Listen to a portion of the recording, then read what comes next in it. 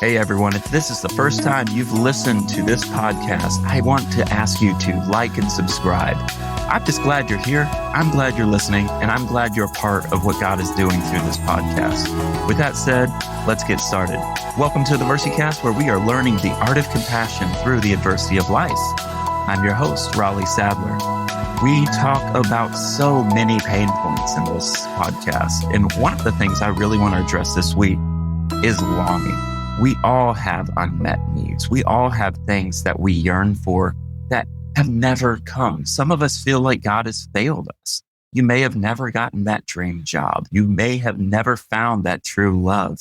You might just be sitting in what feels like disappointment.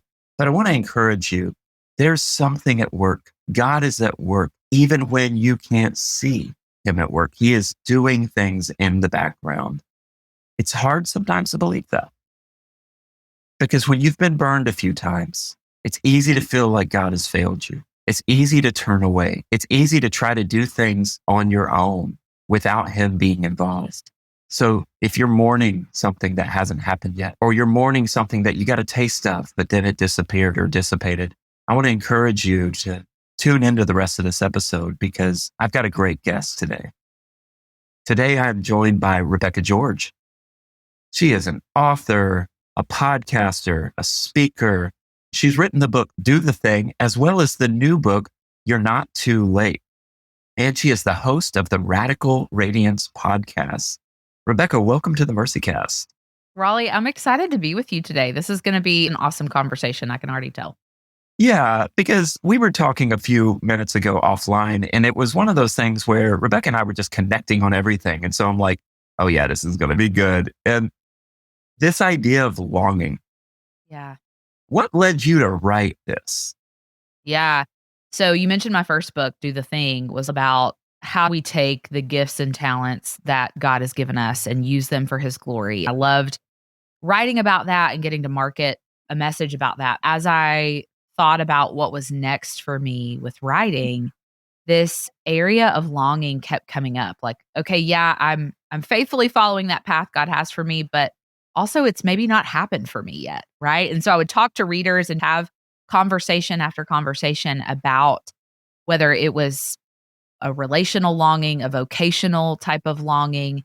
That area kept coming up for me. At first, honestly, Raleigh, I thought it was a book on singleness. As you and I talked about, I got married later in my 20s, which for many of us is still very young. My husband was in his 40s when he proposed to me. And so I'm sure would have still had a lot to learn if I would have spent many more years single. But I was a bridesmaid 12 times before I married Dustin. So just the repeated choosing to celebrate others' lives happening for them when it felt like it was at the expense of your own was a challenge, right? Yeah. And so I kept reflecting back on that season and thinking like, man, I do feel like I have a lot to share about that. But the more I prayed about it and just really sought the Lord about what this next book was going to become, all types of waiting kept bubbling up in me. There was a day when I longed to be married.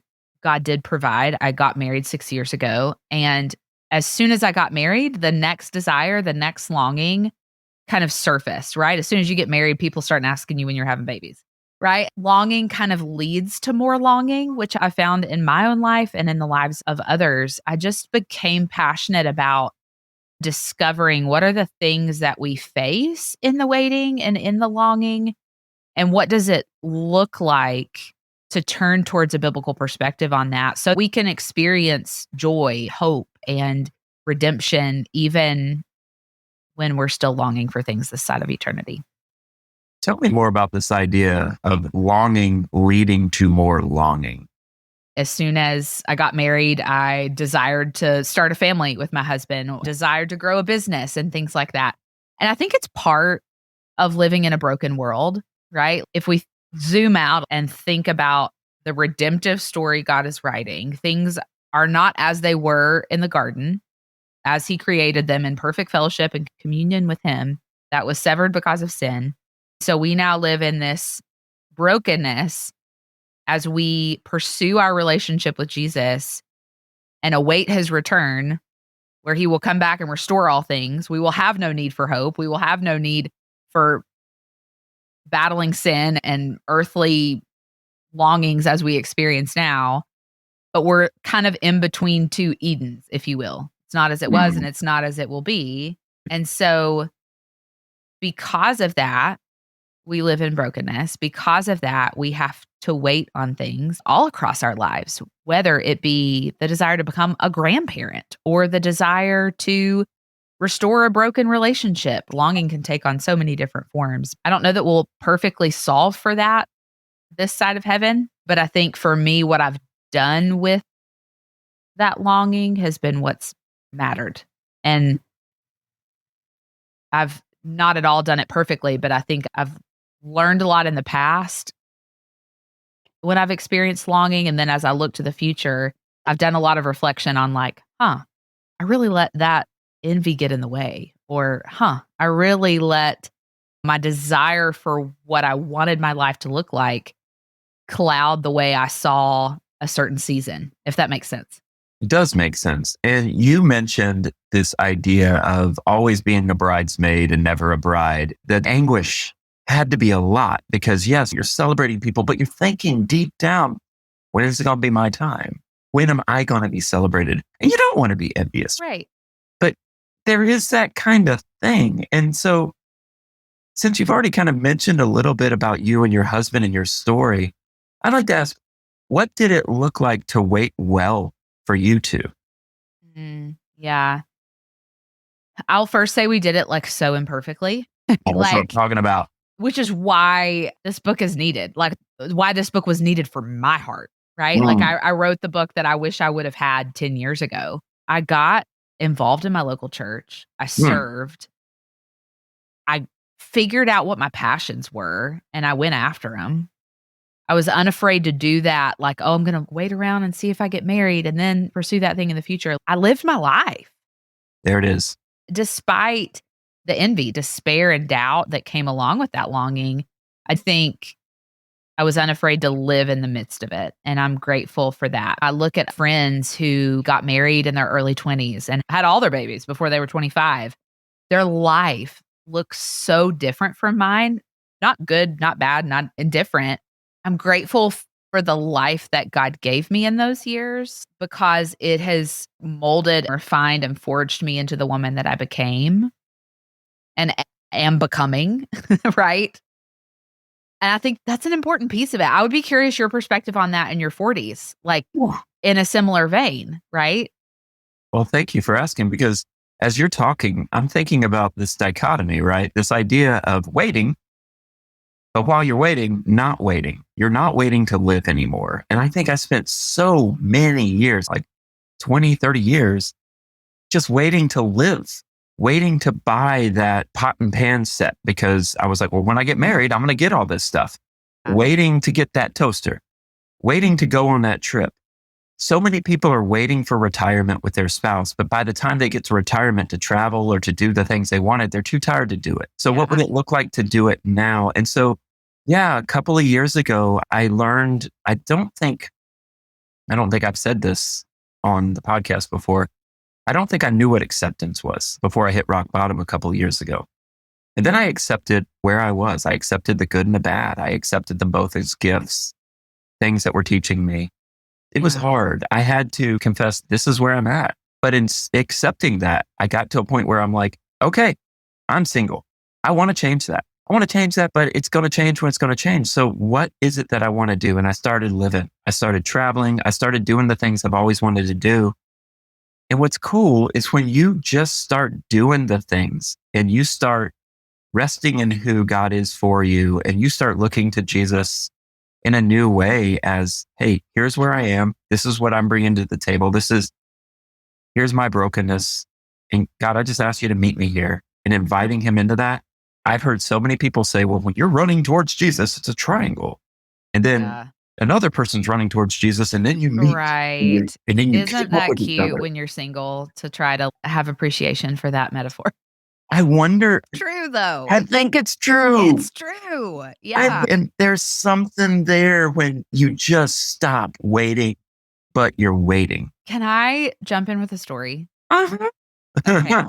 Yeah. So I think in addition to living your life, there's a self-awareness that we have to have, or maybe a God awareness that He is working things together in your life on your behalf, going before you, that you don't have the perspective to see. We are the finite ones and God is the infinite one. Yeah. Right? So here's the story. Many years ago, I went on a hike with a friend, live in East Tennessee, hiking in the Smokies, one of my very favorite places to be. And she called me. She was having a rough week, and so was I. And so we decided to go hike this trail that neither of us had ever done before. And beautiful trail in the Smokies. And we got there that Saturday morning, started hiking up the trail, and took some pictures along the way. On our way back down, we stopped at this bench, and there's a waterfall in the background, and we take a picture together. I do like a back bend on the bench, and she takes a picture of me. We keep walking, and we talked a good bit of the hike. I silently prayed, and my future husband was on my heart that day, and just my singleness and my desire to be married, all of those things were kind of coming together. And so talked, prayed, took pictures, hiked, all the things, left the trail. I posted that photo of me doing a back bend on the bench to my Instagram and didn't really think anything about it, Raleigh, like kind of moved on from that day. And fast forward many years later, I start dating my now husband, Dustin, and he calls me one day. We're like picking out a ring the next time he comes into town. Like we're kind of at that point in our Yeah. relationship. And so I knew we were getting married, and he called me one morning and he said, "I'm sending you a couple of photos, but I need to tell you a story before you look at them. So, like, are you sitting down?" And I said, "No, but I can be." So I sat down, and he starts telling me a story of a time many years ago he went fishing one day. My husband is a big fly fisherman. There's no place in the world he'd rather be than on a trout stream in the Smokies. One day he went by himself up this trail, fished all day. It was a rainy, dreary day. And so he finally decided to hike back down the trail. On his way back down, he stopped at a bench. And on that particular day, he was really struggling with his own singleness and, man, is it ever going to be my turn? And so he said, I sat at that bench and just prayed for you. I remember standing up and looking at the bench and thinking, in faith, totally in faith, I'm just going to take a picture of this bench and like mentally take a snapshot of where this is, because one day I hope I'll get to bring my future wife here and show her this is one of the places where I prayed for her. And so he tells me that story, and then he says, "Okay, now you can pull up our text thread and look at the photos that I sent you." God sent us to the exact same bench in all of the Smoky Mountains, years apart, in similar moments for both of us of just surrender and like, "Okay, Lord, I know this is yours. I know that you've given me this desire. What are you going to do with it?" And in both of those instances, we didn't know how the story was going to end. But God was orchestrating something behind the scenes that we could have never known, specifically orchestrating a situation that we could have never written ourselves. So that's where he proposed. I mean, duh, that's where he proposed, right? Where else are you going to propose after that kind of story?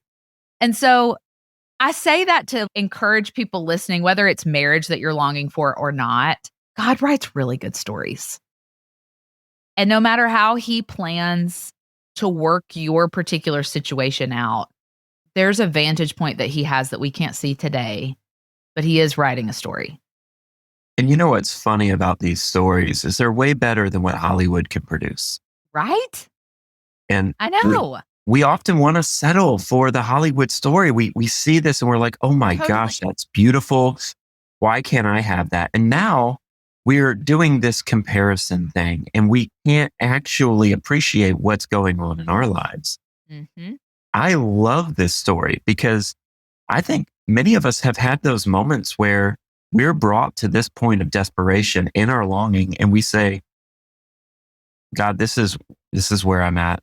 This is what I want. This is what I've longed for." I know for me at 46, you saying that piece about when is it going to be my turn? Yeah, that's a real thing. And that's really hard. And then you start to be like, "Okay, like, let me work on the rough edges. Let me, let me kind of like how can I prepare myself to be the best version of myself for my future partner? But there are moments where you're like, is this even going to happen? And I mean, I'm not going to lie. I got to a point where I'm like, yeah, I'm just going to live my life. And if it happens, it happens. And, everyone dies alone at some point. We don't necessarily take people with us. Yeah. And so, I mean, I think they did that in the ancient days, but that was super dark stuff they did, like kings Sure. and stuff. Dark. They shouldn't do that. That's not okay. Yeah. That other person didn't have choice of that. Not okay. But we all die alone. And so I got to a point where I was like, yeah, I'm fine. I have community. I'll have people Yeah. around me and I'll live my life. And I've heard that so many times. When you finally get okay, that's when God brings someone into your life. Can I say I hate that advice? No, it's terrible. If you are guilty of saying what I'm about to say, I want you to sit in this. I want you to feel this. And I'm not publicly shaming you because I don't know who you are, but I want you to feel this if you said this. Yeah. Huh? I said we kind of are. We kind of are. If you've gone to someone who has just gone through a breakup and you look them in the eye and say, maybe you have the gift of singleness, stop it. Not okay. Not helpful. This is a gift that we all want to give back. It is so hard to be single sometimes when everyone around you has happiness. Now, I do understand, talking to enough married friends, that sometimes that happiness isn't what it really looks like. Sometimes Yes. people who are in marriage can be the most lonely people on the Sure. planet. And people who are single can have community and not feel isolated. So I don't want to pigeonhole anything or make a generalization, Yeah. but from the perspective of when you're single, looking at everyone else, that envy can crop up. That, well, they have the thing that I've wanted. I'll finally be fulfilled when I get that. Rebecca, how do you navigate that? How do you Yeah. navigate this identity? How do you navigate envy as you're sitting in and accepting your singleness? That's such a good question. There's always this low hum in our culture that says, then you'll be happy. Whether it be books we read, content we take in, or whatever, it's all driving us towards a purchase or that next thing or hurrying up onto that next season. I think I want to first say, you're never going to feel like you're drifting towards contentment in singleness or contentment in infertility. The person in the cubicle beside you got the promotion, right? It will always be an intentional pursuit on our part to experience joy, to find hope in the middle of the waiting. So if it doesn't feel natural, you're in good company, right? And so I think what's interesting that I was reflecting on as you were riffing was in my season of singleness, the challenge was, how do I navigate my heart's desire in a healthy way? And how do I combat things like envy of my person getting married or having a baby or whatever? That was a big part of the heart struggle in that season. And then I got married, and you think about this idea of oneness, right? I love the way my husband says this. You become one in an instant, right? When you walk down the aisle and exchange vows. But the actual outworking of that, like the becoming oneness, takes a lifetime.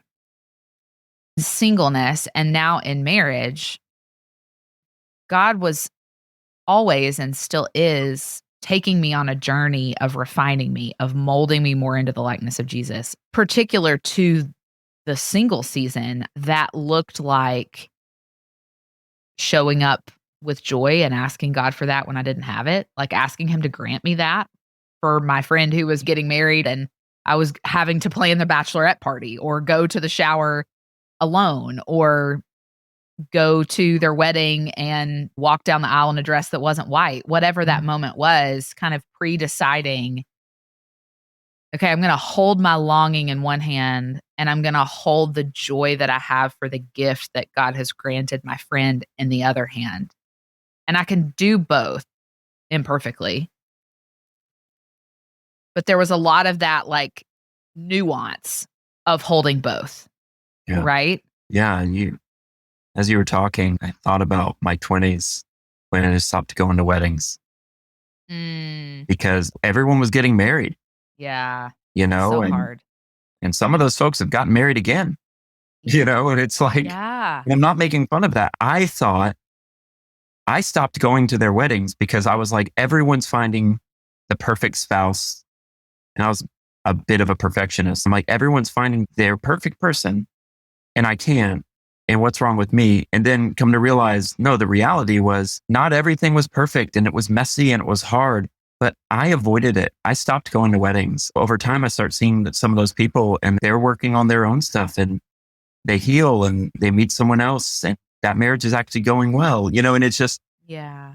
part of my problem was I don't think I had a realistic view of what to do with it when I finally found it. Mm. And how has that been for you both, especially from the perspective of your husband? I wish he was on because here's someone who, is in his mid 40s when you guys get married. What was it like to embrace reality once you found the thing that you both had been longing for? Yeah. We dated long distance. Mm, So we had known one another for many years before we dated, thought the world of each other, but did not date when we lived in the same town. When we reconnected, we were 500 miles apart. So every time we were around one another felt like we were, on vacation or on a trip. There was no season or period of time longer than maybe 5 or 6 days because we both worked full time. We were together living normal life day in and day out until we got married. yeah. And we got married in May of 19. At that time, I was living here in East Tennessee. He was in Mississippi pastoring a church there. So I left everything here and moved there, moved away from my family, friends, career, all of it. The first year of that is really hard, if I'm honest. Like, and I No, think, yeah. and I know, I don't think I know if Dustin were sitting here, he would tell you the same. I love him more than life itself, and he does me as well. And you're learning what makes the other person tick. You're learning their rhythms. You're learning, like, okay, I'm an early bird and you're not. You're learning like all of those things that make you as a couple, as you're figuring out oneness, as I said a minute ago. And so I do think that's a challenge, kind of speaking to what you were saying a minute ago of like, you have friends get married and find the perfect person and whatever, and then they get into the reality of married life. There just has to be such commitment there of like, I'm committed to God and I'm committed to you, and we're going to figure this out and figure out who we are as a couple. The reality of that is not always like shiny, happy roses. That's everybody. right. And there's nobody I'd rather do life with than him. It's beautiful. And it's the hardest thing I've ever done, you know?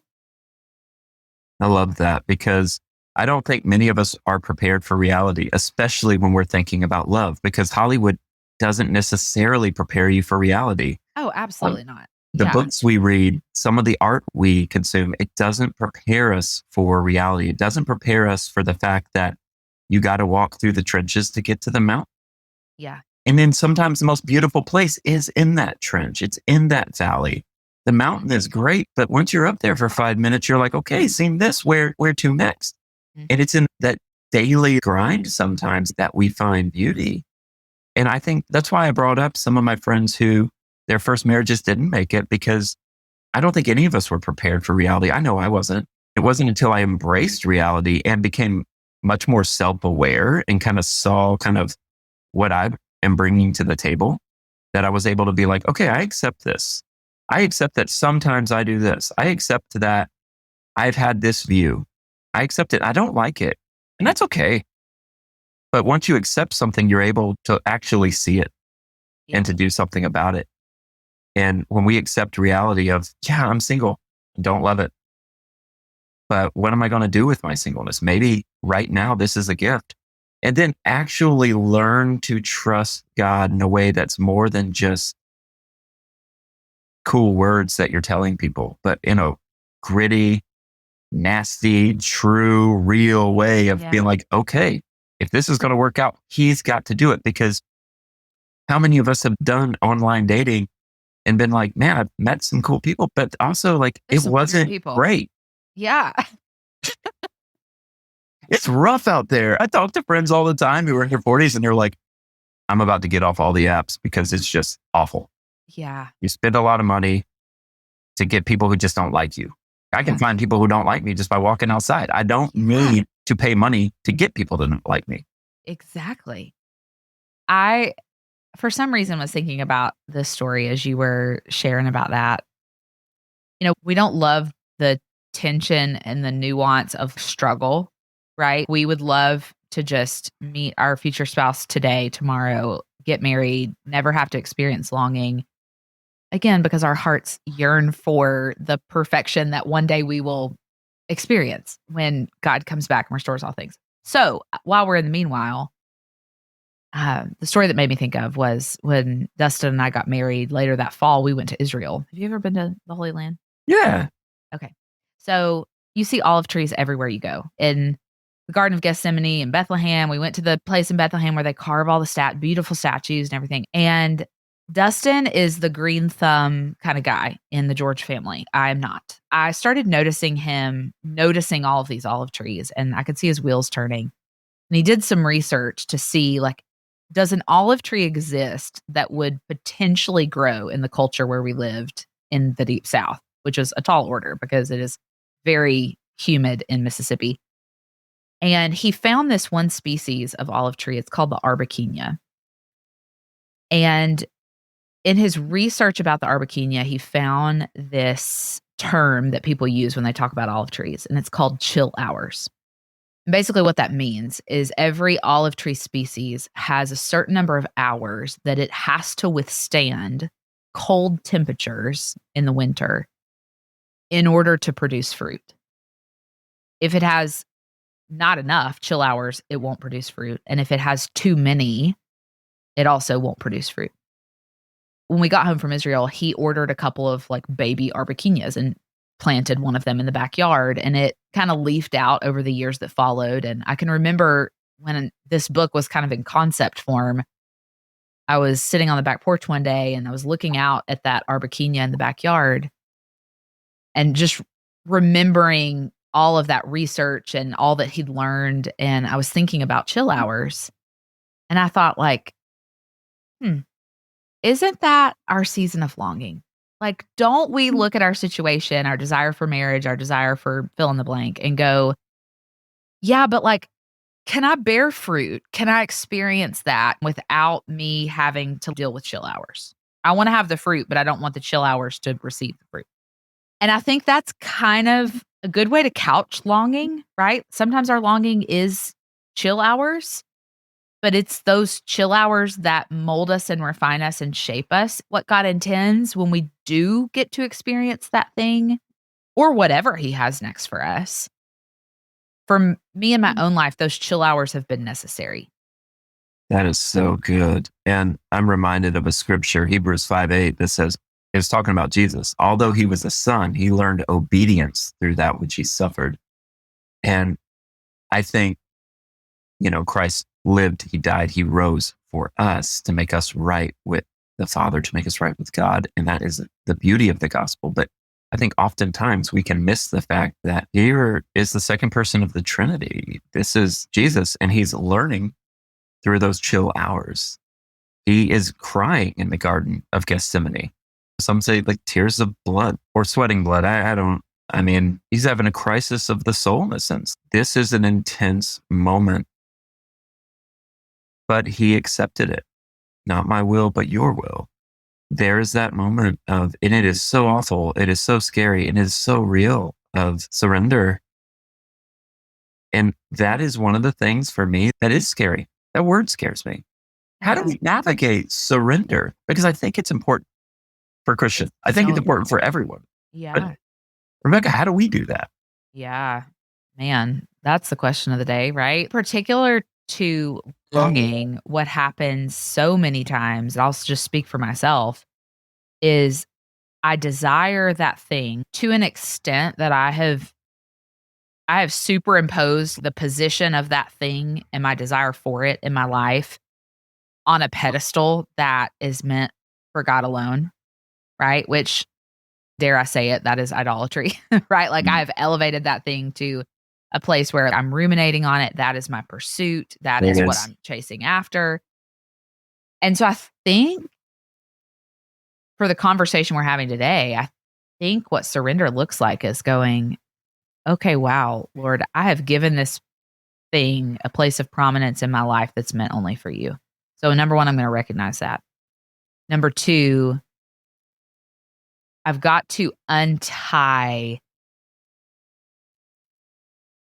my expectation of how God will show up from his character. What I mean by that is many times we'll kind of equate God's in controlness or his faithfulness, his goodness with the good thing that we want coming true in our lives. Like if I get the girl, if I get pregnant, if I get to take that next step in my career, then yeah, God is good. So my situation is good, meaning God is good. But then also the opposite is true. If we keep that line of thinking, like I don't get the girl, I'm struggling with infertility, I'm whatever, then God is not good. Right? And so part of surrender is going, God, I recognize who you are. You are in control. You are faithful. You are good. You provide for me in the exact right way that you have written for my life. I trust in that. And I hand you the pen to that story, even if it's not the way I would have written it from my vantage point, because I can't see yours.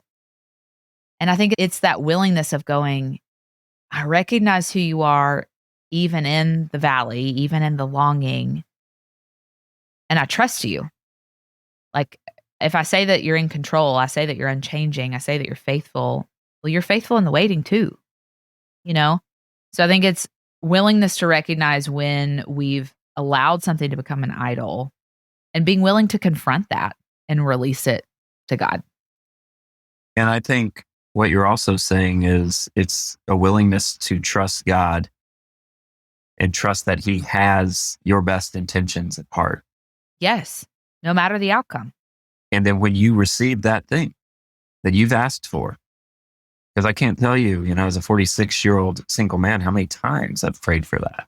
And then each time something doesn't work out the way you want it, it's like a little death. It's like a death of a dream sometimes. And you're just like, is it going to happen? And what I've learned and what I'm learning is he has been with me in every one of those things. And I have become and have been shaped into being this person who I wasn't in my first relationship. I wasn't in my early 20s. Sure. And at a place where it's like, cool. It's not that I'm better. It's not that I've figured out life completely. But I think getting to a point where, it's just sometimes when we're waiting, we don't really have a choice. And so we're kind of, I don't want to say compelled, but we're invited to invite God into the wait and say, okay, what am I going to do during this wait? I think we've been talking about that. And I think that is a big part of your story and your husband's story. But I want to dig into what happens when you finally get it. How do you not hurry? How do you not just push through things? And how do you take it a day at a time? Yeah.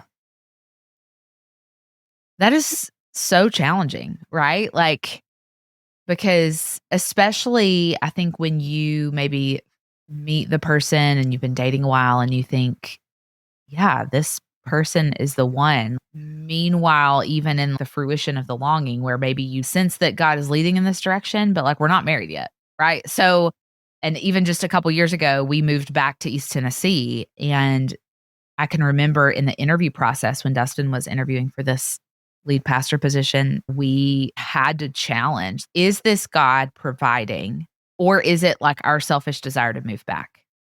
And how do we discern between the two?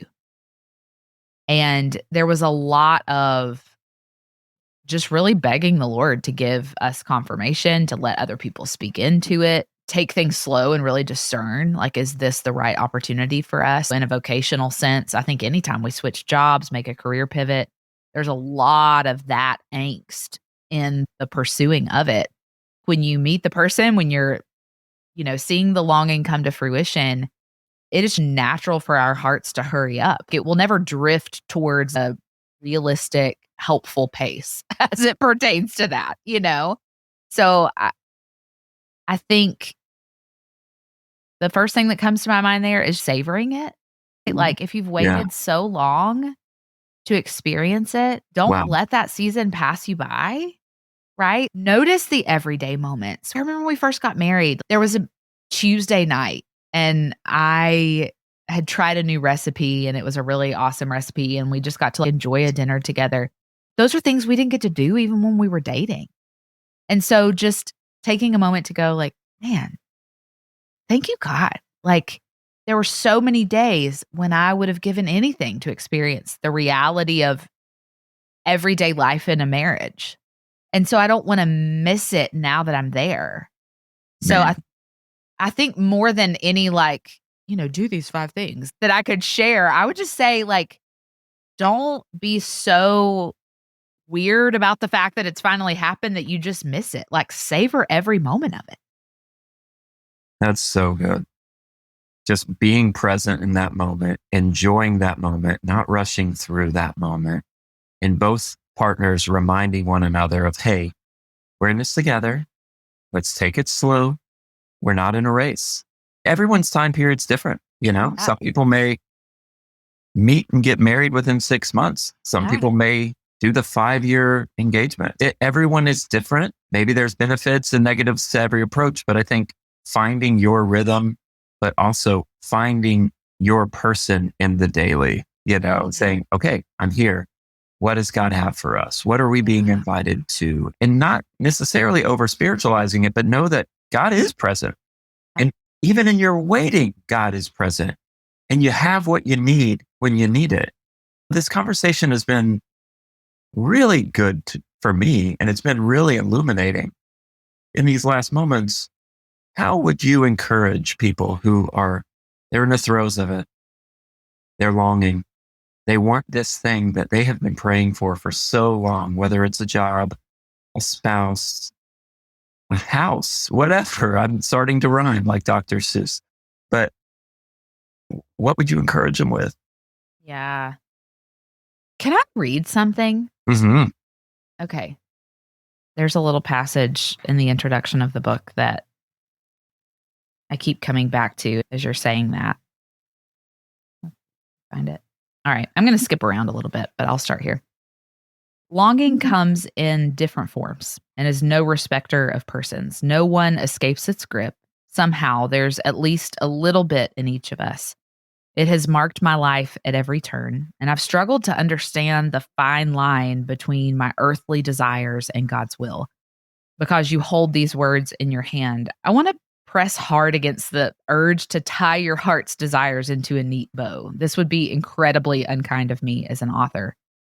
I also want to point you in the direction of the gospel at every turn. Practices and strategies, they're good, and I'll share many. But what our aching hearts need is to better understand the redemption story God has written across the pages of scripture that now intersects with our lives. The world doesn't need another book that offers suggestions for better living. We need a new narrative for how we think about the areas of our lives where we feel too late. And this is what was coming to mind as, kind of what you were asking, and how this person might be feeling today. This is for the hopefuls, the almost but not yets, the crushed in defeat, the stunned by a lack of progress, and the weary woman ready to hang up her jersey. This is for the girl who snuck away during her best friend's wedding reception because she couldn't choke back tears any longer over her desire to be the one in white. This is for the woman whose lived experience doesn't line up with cultural norms, and she feels less than because of the waiting. This is for the prayerful wife who can't bear to see one line across a pregnancy test. This is for the gal who feels looked over or picked last. There will always be a low hum in our culture whispering, the answer to your pain is not to sit on your hands awaiting the moment when God will orchestrate your wildest dreams. No, there is a great purpose exactly where He has placed your feet right now. I know you're struggling to cling to that truth today. And if I'm honest, there are many days when I'm in the fight with you. You are not too late. We're on God's watch, and it is possible to open our hands and surrender as we lay our desires in His trustworthy arms. He sees the entirety of our lives from the perspective of eternity. That's what I would say. Wow. Rebecca, thank you so much. I'm so grateful. This has been such a fun conversation, Raleigh. I'm so glad we got to connect over this. Me too.